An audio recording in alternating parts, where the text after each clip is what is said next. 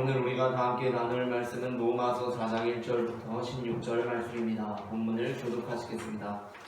그런즉 육신으로 우리 조상인 아브라함이 무엇을 얻었다 하며 만약 아브라함이 생으로서 은받음을 받았으면 자랑할 것이 있으려니와 하나님 앞에서는 없느니라. 성경이 무엇을 말하느냐? 아브라함이 하나님을 믿음에 그것이 그에게 의로 여겨진 바 되었느니라. 일하는 자에게는 그 사실이 의로 여겨지지 아니하고 못으로 여겨지거니와. 이를 아니할지라도 경건하지 아니한 자를 의롭다 하시는 이를 믿는 자에게는 그의 믿음을 의로 여기시나니 이런 것이 없이 하나님의 의로 여기심을 받는 사람의 복에 대하여 다윗이 말하노라. 불법이 사함을 받고 죄가 가려짐을 받는 사람들은 복이 있고 주께서 그들을 인정하지 아니하신 사람은 복이 있도다.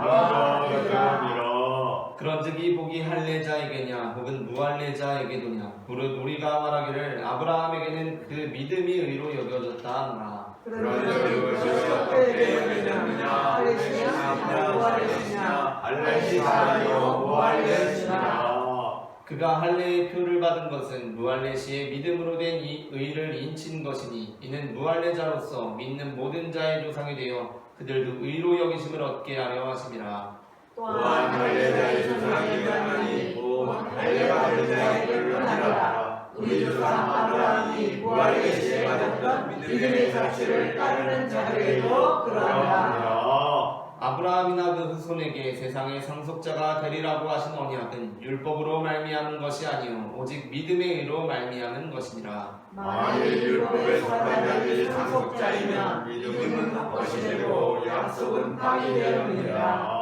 율법은 진노를 이루게 하나니 율법이 없는 곳에는 법도 없느니라. 그러므로 상속자가 되는 것이 은혜에 속하게 하여 믿음으로 되나니 이는 그 약속을 그 모든 후손에게 굳게 하려 하심이라. 율법에 속한 자에게뿐만 아니라 아브라함의 믿음에 속한 자에게도 그러하니 아브라함은 우리 모든 사람의 조상이라. 아멘. 빅토르 위고의 소설 레미제라블에는 어디서도 구제받을 수 없는 죄인이었던 장발장이 새로운 삶을 살게 되는 사건이 기록되어 있습니다. 오래전 생계를 위해 빵을 훔쳤다가 옥살이를 하게 되었던 장발장이 가석방으로 세상에 나오게 되었을 때 그를 맞아주는 곳은 아무데도 없었습니다. 그렇게 장발장은 모든 식당으로부터 거부당하고 모든 여관으로부터 쫓겨남을 당한 뒤에 차디찬 길바닥에서 죽음과 같은 잠을 청하게 되었습니다. 그런데 그때 미리엘 주교가 장발장을 알아보고 그를 자신의 집으로 데려다가 저녁 식사를 제공하고 잠자리를 마련해 주었습니다. 그때 장발장이 결단하게 된 것이 무엇입니까? 이전의 삶을 끝내고 이제 새로운 삶을 살겠노라는 것이었습니다. 하지만 장발장은 땅에서 베풀어진 구원의 사건을 통해 이전의 삶을 끝내지 못했습니다. 그날 밤 이상하게도 쉽게 잠이 들지 못했던 장발장은 미리엘 주교의 집에서 유일하게 감나가 보이던 자신이 저녁 식사 때 사용한 식기구들에 관하여 궁금증이 생기기 시작합니다. 그리고 그 호기심을 이기지 못하고 주방으로 가서 은쟁반들과 은그릇들, 은수저, 포크, 나이프들을 유심히 보기 시작합니다. 그리고 그 늦은 밤 결국 그것들을 챙겨서 그 집을 나서게 되었습니다. 다음날 경관들에 의해서 포박된 채로 미리엘 주교 앞에 선 장발장은 차마 고개도 들지 못한 채 온몸을 바들바들 떨고 있었습니다. 그리고 경관들은 미리엘 주교님께 이렇게 물었습니다. 주교님, 오늘 새벽 저희가 동네를 순찰하던 중에 어저께 가석방되어 나온 장발장을 만나게 되었습니다.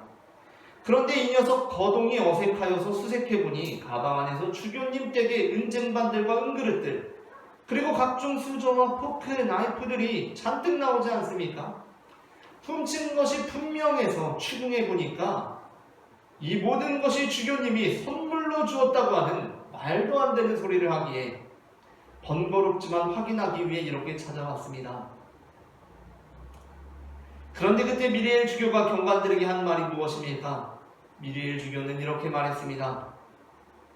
경관님들, 도시를 위해 참 애쓰십니다. 그러나 이번에는 이를 잘못하셨습니다. 이 모든 식기들은 어젯밤 제가 장발장에게 선물로 준 것들입니다. 그의 말이 맞습니다. 경관님들, 죄도 없는 가엾은 쓴 사람을 이렇게 함부로 죄인 취급하시면 어떻게 합니까? 장발장은 바로 이 하늘로부터 베풀어진 구원의 사건을 통해 새로운 삶을 살게 되었습니다. 하나님의 방법은 그렇습니다. 하나님께서는 경건하지 아니한 자를 징벌하셔서 경건한 길로 인도하시지 않으십니다. 또한 하나님께서는 경건하지 아니한 자를 의롭다 하셔서 계속 경건하지 않은 삶을 살아가도록 도와지도 않으십니다. 하나님의 길은 경건하지 아니한 자를 의롭다 하셔서 정말 의로운 길로 인도해 가시는 것입니다. 아멘. 그래서 오늘 우리는 경건하지 아니한 자를 의롭다 하시는 이라는 제목의 말씀을 나눕니다. 설교 제목을 제가 한번 읽으면 다시 읽는 식으로 두 번 읽겠습니다. 경건하지 아니한 자를 의롭다 하시는 이, 경건하지 아니한 자를 의롭다 하시니, 경건하지 아니한 자를 의롭다 하시는 이. 경건하지 아니한 자를 의롭다 하시니. 오늘 우리는 경건하지 아니한 자를 의롭다 하시는 이라는 제목의 설교를 나눕니다. 전해지는 말씀을 통하여서 성경 가운데 경건하지 아니한 자를 의롭다 하시는 하나님의 은혜를 발견해보고 바로 우리 또한 그 은혜 가운데 있는 자들임을 깨닫게 되어서 그 은혜를 통하여 경건하지 않은 삶을 지속하게 되는 것이 아니라 그 은혜 가운데 역설적으로 날마다 경건의 삶으로 나아가는 우리 모두가 되기를 소망합니다. 아멘. 그렇다면 우리는 경건하지 아니한 자를 의롭다 하시는 일을 어디서 만날 수 있습니까? 첫째, 함께 읽겠습니다. 첫째, 아브라함의 삶에서 만날 수 있습니다. 로마서 4장 1절부터 5절을 한 절씩 교독하겠습니다. 그런즉 육신으로 우리 조상인 아브라함이 무엇을 얻었다 하리요? 만일 믿음으로 얻었다 말씀하시면 사람 앞에 있으려니와 하나님 앞에서는 없느니라. 성경이 무엇을 말하느냐? 아브라함이 하나님을 믿음에 그것이 그에게 의로 여겨진 바 되었느니라. 일하는 자에게는 사실 의를 여겨지지 아니하고 못으로 여겨지니라. 함께 읽겠습니다. 이를 아니할지라도 경건하지 아니한 자를 의롭다 하시는 이를 믿는 자에게는 그의 믿음을 의로 여기시나니. 아멘.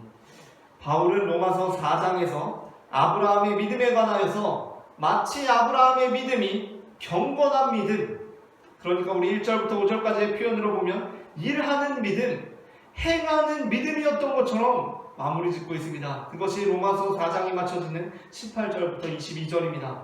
본문을 한 절씩 교독하겠습니다. 아브라함이 바랄 수 없는 중에 바라고 믿었으니 이는 내 후손이 이 같으리라 하신 말씀대로 많은 민족의 주상이 되게 하려 하심이라. 그러나 전생하여 자기 몸이 죽은 것 같고 사라의 때와 죽은 것 같음을 알고도 믿음이 약하여지지 아니하고 믿음이 없어 하나님의 약속을 의심하지 않고 믿음으로 견고하여져서 하나님께 영광을 돌리며 약속하신 것을 또한 무한히 일을 확신하여 읽겠습니다. 그러므로 그것이 그에게 의로 여겨지니라. 아멘. 지금 사도 바울은 로마서 4장을 마치면서 18절부터 22절에서 아브라함의 믿음이 마치 경건한 믿음, 일하는 믿음, 행하는 믿음이었던 것처럼 마무리 짓고 있습니다. 그가 확실하게 믿었고 약하여지지 않았고 의심하지도 않았고 그 믿음이 견고하였다라고 말씀하고 있습니다. 하지만 사실 아브라함은 믿음과 일치하는 경건한 태도로 살지 못했던 인물입니다. 창세기 15장에서 아브라함이 믿음으로 의롭다함을 받은 후에 벌어진 일이 무엇입니까? 그가 하나님의 약속을 온전히 믿지 못하고 하갈과의 관계에서 아들 이스마엘을 얻게 된 것이었습니다. 창세기 16장 1절부터 2절을 합독하시겠습니다. 아브라함의 아내 사레는 출산하지 못하였고 그에게 한 여종이 있으니 애굽 사람이요 하갈이라. 사레가 아브라함에게 이르되 여호와께서 내 출산을 허락하지 아니하셨으니 원하건대 내 여종에게 들어가라. 내가 혹 그로 말미암아 자녀를 얻을까 하노라 하매 아브라함이 사레의 말을 들으니라. 아멘. 그러니까 사도 바울은 하나님께서 아브라함이 믿은 것을 의로 여기셨다라고 창세기 15장 말씀을 인용하고 나서 마치 아브라함이 정말 경건하게 그 믿음을 지켰던 것처럼 표현하고 있는데, 사실 아브라함은 그것을 믿고 나서 하갈과 아들을 낳았다는 것입니다. 그렇다면 왜 바울은 마치 아브라함이 경건한 태도로 자신의 믿음을 온전히 지킨 것처럼 말씀하고 있는 것입니까? 그 이유는 그것이 바로 하나님께서 우리를 대하시는 방식이기 때문입니다. 로마서 4장 2절에서 바울은 만일 아브라함이 행위로서 의롭다 하심을 받았으면 자랑할 것이 있으려니와 하나님 앞에서는 없느니라 라고 말씀합니다. 그리고 성경이 무엇을 말하느냐? 아브라함이 하나님을 믿음에 그것이 그에게 의로 여겨진 바 되었느니라 라고 말씀합니다. 그러니까 여기에서 지금 강조되고 있는 것은 행위와 함께하는 믿음이 아니라 행위와 다른 믿음입니다. 그러니까 아브라함이 그 믿음을 정말 잘 지키고 경건하게 살아서 그 믿음이 의롭게 했다는 것이 아니라 행위와 달랐음에도 불구하고 아브라함은 믿음 그 자체로 하나님께 의롭다함을 받았다는 것입니다. 심지어 그 다음 구절은 어떻게 이어집니까? 바울은 하나님에 관하여 이렇게 선포합니다. 4절부터 5절입니다. 일하는 자에게는 그 삭시 은혜로 여겨지지 아니하고 보수로 여겨지거니와 이를 아니할지라도 경건하지 아니한 자를 의롭다 하시는 이를 믿는 자에게는 그 믿음을 의로 여기시나니. 아멘. 그러니까 아브라함이 지금 의롭게 여겨진 것은 왜 의롭게 여겨진 것입니까? 그가 만약에 믿기도 하고 잘 행하기도 해서 믿고 경건하기도 해서 마치 일하기도 했다면 그것은 마땅한 보수라는 것입니다. 아브라함이 믿음으로 의롭다함을 얻었다는 것은 그가 믿기만 하고 일하지 않았는데도 불구하고 그 은혜로 그냥 그 삭을 받게 되었다는 것입니다. 그러니까 이 믿음은 믿고 일도 하는 믿음, 믿고 경건하기도 한 믿음, 믿고 행하기도 하는 믿음이 아니라 여기서 강조되고 있는 믿음은 일하지 않으면서도 믿는 믿음, 경건하지 아니하면서도 갖는 믿음, 행하지도 못하면서 믿기만 하는 믿음입니다. 그런데 하나님께서는 믿고 일도 하는 믿음, 믿고 경건하기도 하는 믿음, 믿고 행하기도 하는 믿음이 아니라 우리가 볼 때에는 비난받아야 하는 그 믿음, 믿기만 하고 일하지도 않는 믿음, 믿기만 하고 경건하지도 않은 믿음, 믿기만 하고 행하지도 않는 그 믿음을 하나님께서는 의로 여기신다는 것입니다. 그래서 바울은 아브라함의 믿음이 경건하지 않았던 믿음이지만 경건하지 아니한 자를 의롭다 하시는 하나님에 대한 믿음에 근거하여 그 경건하지 아니한 아브라함의 믿음을 의롭게 다시 기록해주고 있는 것입니다. 오늘 우리의 삶도 마찬가지입니다. 오늘 우리의 삶 역시 아브라함처럼 믿음에도 불구하고 하나님을 온전히 신뢰하지 못할 수 있습니다. 하나님을 믿는다고 하면서 내 방식대로 내 능력대로 해보려고 할 때가 얼마나 많습니까? 그렇게 우리는 우리의 경건하지 않음을 드러냅니다. 하지만 하나님께서는 그런 우리를 믿음만으로 의롭다고 하십니다. 다음으로 둘째, 우리는 경건하지 아니한 자를 의롭다고 하시는 일을 어디서 만날 수 있는가? 둘째 함께 읽겠습니다. 둘째, 다윗의 삶에서 만날 수 있습니다. 로마서 4장 6절부터 8절 말씀을 한 절씩 교독하겠습니다. 일한 것이 없이 하나님께 의로 여기심을 받는 사람의 복에 대하여 다윗이 말한 바 불법이 사함을 받고 죄가 가려짐을 받는 사람들은 복이 있고 함께 읽겠습니다. 주께서 그 죄를 인정하지 아니하실 사람은 복이 있도다 함과 같으니라. 아멘. 바울은 일한 것이 없이 하나님께 의로 여기심을 받는 복된 사람으로 다윗을 제시합니다. 다윗은 시편 32편에서 자기 자신의 고백으로서 이렇게 노래합니다. 1절부터 2절을 합독하겠습니다. 허물의 사함을 받고 자신의 죄가 가려진 자는 복이 있도다. 마음에 간사함이 없고 여호와께 정죄를 당하지 아니하는 자는 복이 있도다. 아멘. 북이스라엘의 상징과도 같은 존재인 요셉은 종이었던 시절에 적극적인 간음의 유혹이 찾아오자 늘 자신을 보고 계신 하나님을 의지하며 그 유혹을 물리쳐냅니다. 창세기 39장 6절부터 9절을 교독하시겠습니다. 주인이 그의 소유를 다 요셉의 손에 위탁하고 자기가 먹는 음식 외에는 간섭하지 아니하였더라. 요셉은 용모가 빼어나고 아름다웠더라. 우리의 그의 주인의 아가 요셉에게 임신하라 온지마를 하나니 요셉이 거절하며 자기 주인의 아내에게 이르되 내 주인의 집안의 모든 소유를 간섭하지 아니하고 다 내 손에 위탁하였으니 이 집에 나아가 네가 값으며 주인이 아무것도 내게 금하지 아니했어도 금한 것은 당신뿐이니 당신은 그의 아내이니라. 그런즉 내가 어찌 이 큰 악을 행하여 하나님께 죄를 지으리까. 아멘. 요셉은 종이었던 시절에, 애굽의 총리가 아니라 종이었던 시절에 자신에게 적극적인 간음의 유혹이 찾아오자 하나님께서 늘 나를 지켜보고 계신다는 그 믿음으로 그 유혹을 극복해냅니다. 그러나 남유다의 상징과도 같은 존재인 다윗 왕은 왕이 된 후에 아주 소극적인 간음의 유혹이 찾아오자 그것을 덥석 물어버립니다. 사무엘하 11장 1절부터 4절 말씀을 교독하시겠습니다. 그 해에 돌아와 왕들이 출전할 때가 되매 다윗이 요압과 그에게 있는 그의 부하들과 온 이스라엘 군대를 보내니 그들이 암몬 자손을 멸하고 랍바를 에워쌌고 다윗은 예루살렘에 그대로 있더라. 저녁에 다윗이 그의 침상에서 일어나 왕궁에서 일어나다가 오도저 선지자들이 누구를 올라가니 시인이 아름다워 보이는지라. 다윗이 사람을 보내 그 여인을 알아보게 하였더니 그가 이르되 그는 엘리암의 딸이요 햇사람 우리아의 아내 바세바가 아니니까 하니 다윗이 전령을 보내어 그 여자를 자기에게 데려오려고 그 여자가 부정함을 깨끗하게 하였으므로 더불어 동침하며 그 여자가 자기 집으로 돌아가니라. 아멘. 앞서 요셉은 종이었던 시절에 매우 적극적인 간음의 유혹이 찾아왔는데도 불구하고 하나님이 나를 지켜보고 계신다는 그 믿음으로 그 적극적인 유혹을 물리쳐냅니다. 그런데 요셉은 왕이었던 시절에 그러면 유혹이라고 하기도 어려운 그런 그냥 상황이 벌어지자 그 소극적인 유혹을 덥석 물어버립니다.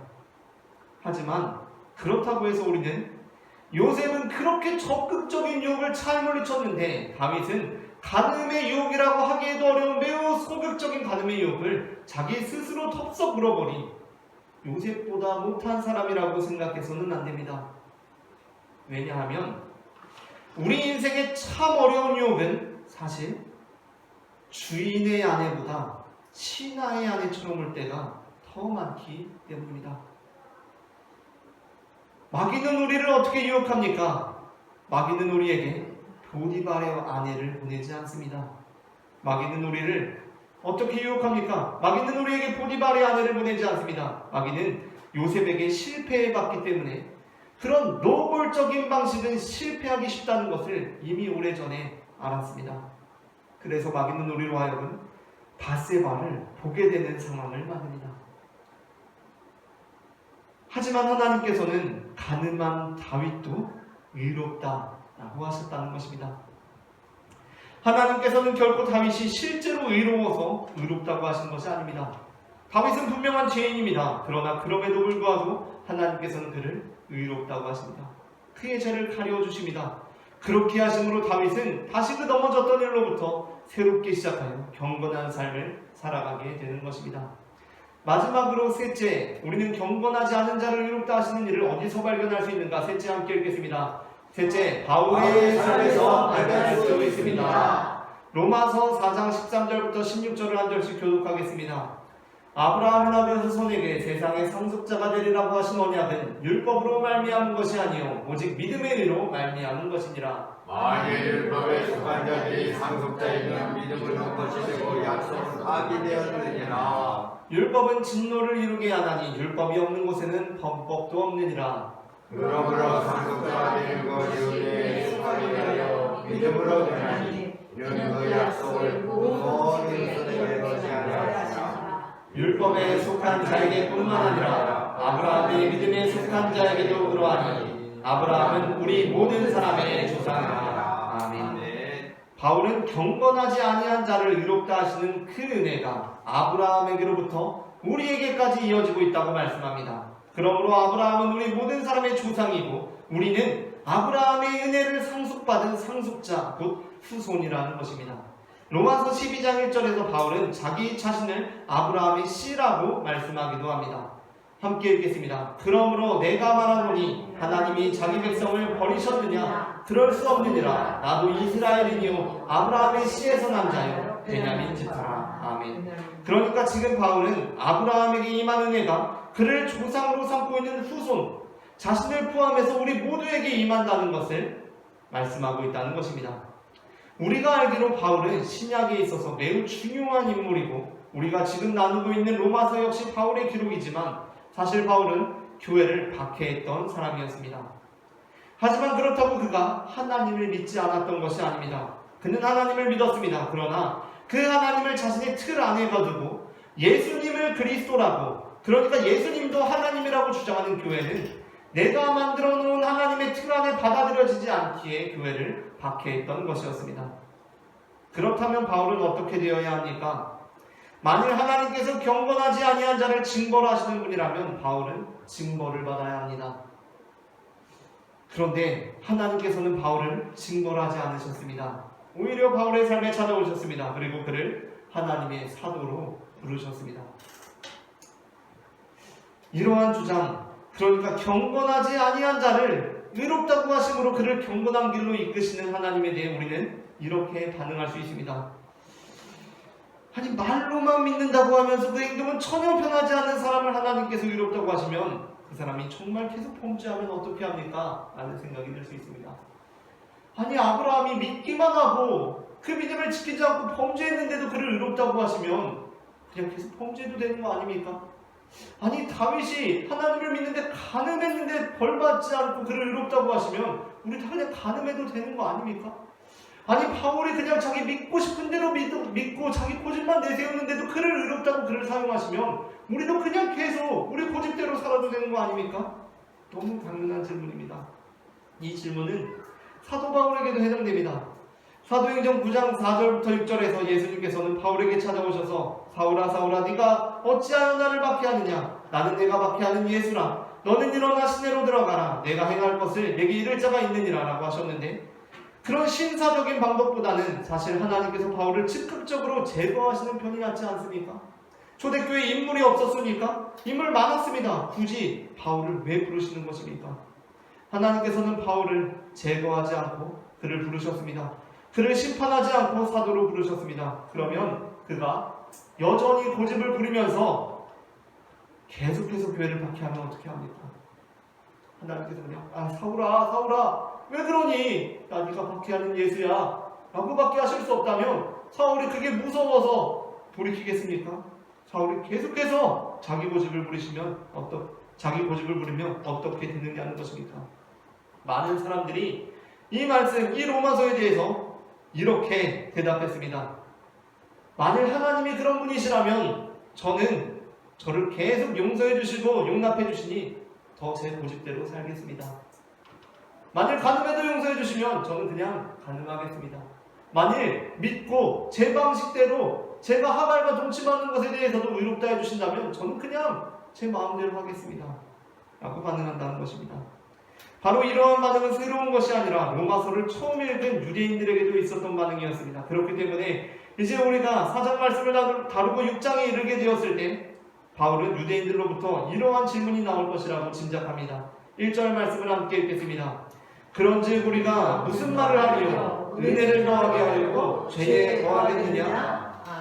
유대인들의 질문이란 이것입니다. 사도 바울의 말씀을 잘 듣고 있으니까, 아니 그렇게 경건하지 않은 사람을 의롭다고 하면, 죄를 지은 사람을 용서해주고 은혜를 베풀면, 아니 죄를 짓고 있는 사람을 오히려 들어서 사용하시면 계속해서 죄에 거하려고 하지 않겠습니까? 계속해서 경건하지 않은 삶을 살려고 하지 않겠습니까? 라는 질문이었습니다. 이에 대한 바울의 대답은 단호합니다. 2절 말씀을 함께 읽겠습니다. 그럴 수 없느니라. 죄에 대하여 죽은 우리가 어찌 그 가운데 더 살리요. 아멘. 그러한 점에서 우리는 하나님께서 경건하지 아니한 자를 의롭다 하시는 그 이유는 경건하지 않은 삶을 살아가게 하기 위함이 아니라 정말 의로운 길로 인도해 가시기 위함이라는 것을 늘 기억해야 합니다. 미리엘 주교가 이것은 내가 장발장에게 선물로 준 것입니다 라고 말할 때 미리엘 주교의 의도는 무엇이겠습니까? 그 마음은 무엇이겠습니까? 내가 네 죄를 덮어줄 테니까 또 나가서 또 훔쳐라 라는 것이겠습니까? 그것이 아니라는 것입니다. 그를 돌이키기 위해서 그렇게 행한다는 것입니다. 그렇다면 왜 하나님께서는 경건하지 아니한 자를 의롭다 하심으로 그들을 의로운 길로 인도하시는 그 방식을 택하고 계신 것입니까?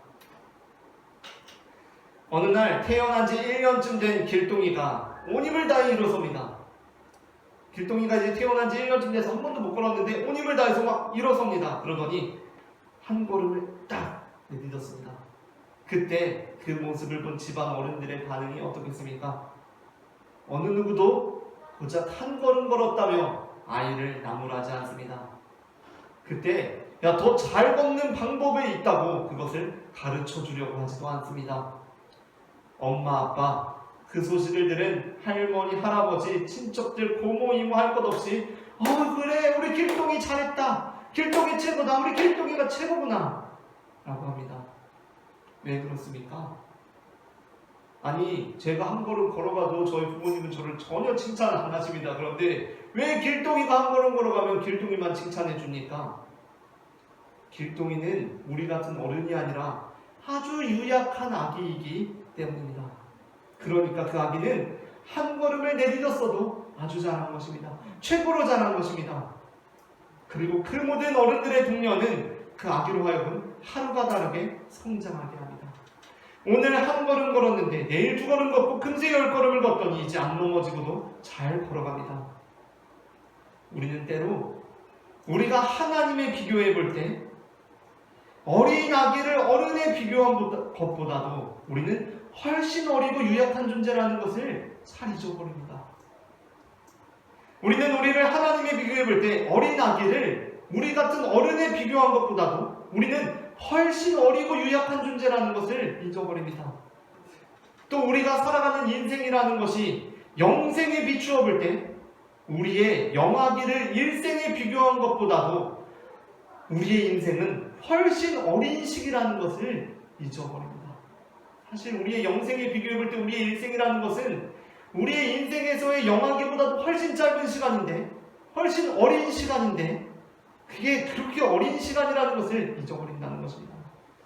그래서 우리는 하나님께서 우리가 한 걸음밖에 걷지 못하고 넘어진 것으로 인해 우리를 혼내실 것이라고 생각합니다. 하지만 우리는 우리가 하나님께 속실 때에는 어른에 비교한 어린 아기보다도 훨씬 어리고 유약한 존재라는 것을 기억해야 합니다. 그때 우리는 우리의 한 걸음에 대한 하나님의 반응을 충분히 달리 생각할 수 있습니다. 그 반응이 상상이 가지 않습니까? 하나님께서는 오늘도 우리가 한 걸음 내딛는 것을 보시면서 활짝 웃으시고 박수를 치시면서 만세를 부르실 것입니다. 아멘. 우리가 믿음대로 살지 못하고 또 넘어졌을 때, 또 쓰러졌을 때, 또 실패하고 또 범죄했을 때 우리는 하나님께서 우리의 넘어짐을 보시고 범죄함을 보시고 다그치실 것이라고 걱정합니다. 그런데 길동이가 온 정신을 집중해서 뒤뚱뒤뚱 걷다가 넘어진 모습을 본 할머니의 반응이란 무엇이겠습니까? 할머니는 길동이를 얼른 들어 올려서 꽉 안아주면서 잘했구나 길동이 이런 것입니다. 할머니한테는 넘어진 것이 보이지가 않는다는 것입니다. 네? 이 아기는 아주 어리고 어린 시절을 지나고 있기 때문입니다. 그래서 넘어진 게 진짜 안 보입니다. 못한 건 안 보입니다. 한두 걸음 걸은 거 그게 아주 잘해서 들어 올려 안아주고 우리 길동이 오늘도 잘했다 해주는 것입니다. 그저께 결심했는데 오늘도 실패했을 수도 있습니다. 지난 주일에 결단했는데 한 주일도 못 버티고 어제 또 넘어졌을 수 있습니다. 아니 내가 나이가 지금 40살이 다 됐는데 또 실패하고 또 넘어졌다고 낙심할 수 있습니다. 그런데 영생에 비추어 보면 우리는 아직 아기라는 것입니다. 아직이 아니라 죽을 때까지 우리는 영생에 비추어 보면 지금 영유아기를 지나고 있습니다. 그래서 나는 넘어졌는데 하나님께서는 오늘도 그저 애써 믿기라도 하는 우리의 모습, 그렇게 한두 걸음 걸은 우리의 모습을 보시며 천국에서 아브라함과 다윗을 불러 모으십니다. 그리고 오늘 찍은 동영상을 보여주시면서 이렇게 말씀하십니다. 야, 길동이 오늘 얘가 믿었다. 그러니까 믿어 얘가. 야, 믿는다니까. 라고 말씀하신다는 것입니다. 하나님께서는 우리의 경건하지 않으니 보이지 않으십니다. 네? 우린 너무나 어리고 경건하지 않을 수밖에 없는 존재이기 때문입니다. 그런데 믿는구나, 잘하고 있구나, 너 정말 잘하고 있다 라고 말씀해 주심으로 우리가 이제 한 걸음 두 걸음 잘 걸을 수 있는 아기가 될 수 있도록 우리를 격려해 주신다는 것입니다. 말씀을 마칩니다. 경건하지 아니한 자를 의롭다 하시는 일을 우리는 아브라함의 삶을 통해서, 다윗의 삶을 통해서, 바울의 삶을 통해서 만날 수 있습니다. 그 하나님께서 오늘 우리의 하나님이 되심을 믿는 우리가 되기를 소망합니다.